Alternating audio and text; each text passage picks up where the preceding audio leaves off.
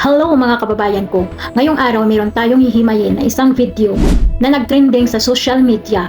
Tungkol ito kay ate na nagpahayag ng matinding galit sa ating mahal na Pangulo, si PBBM. Dapat tayo bumalik sa impyerno. Paano ka bang bumalik dito sa lupa? Ayun ka. Ginawawa mo taong bayan. Ginawawa mo yung kaban ng bayan. Dapat sa inyo ilibing ng buhay. Pero pag ikaw nakulong, tignan mo ka, pag ikaw nakulong, ako kahit araw-araw sa kulungan mo, babatuhin kita ng tae. Oh no! Sino yung mabato ng tayo, ma'am?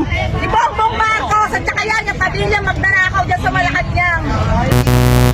Wow! Medyo mabigat at malalim ang mga salitang binitawan ni ate.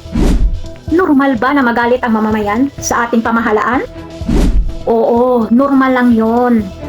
Sa isang demokrasyang bansa tulad ng Pilipinas, natural lang na may pumupuna sa gobyerno, lalo na kapag sa tingin natin ay may pagkakamali at may pagkukulang. Tama ba o normal ba? Nagamitan ito ng ganitong uri ng pananalita tulad ng pagbabanta at pagmumura. Diyan tayo dapat mag-isip. Meron tayong freedom of speech o kalayaan sa pagpapahayag. Karapatan natin magsalita. Pero lagi nating tatandaan na ang karapatan na yun ay may kasamang responsibilidad. Ang Pangulo, bumuto ka man sa kanya o hindi, ay ang simbolo ng ating bansa at institusyon ng Pilipinas. Kung may pagkukulang at pagkakasala ang administrasyon, may mga tamang legal na paraan para iparating ito. Pwede tayong magprotesta ng mapayapa, magsalita gamit ang mga datos, at maayos na argumento. O gamitin ang ating boses sa susunod na eleksyon. Bilang isang mamamayang Pilipino, ano ang dapat natin gawin kapag nakakakita tayo ng ganito? Una, huwag natin gatungan ang galit. Ang pagpapakalat ng puot o hate speech ay hindi nakakatulong sa pag-unlad ng bansa. Maghati-hati lang tayo lalo. Pangalawa, matuto tayong mag-criticize ng may dignidad. Mas pakikinggan ang ating hinaing kung ito ay idinadaan sa maayos na usapan, hindi sa bastusan.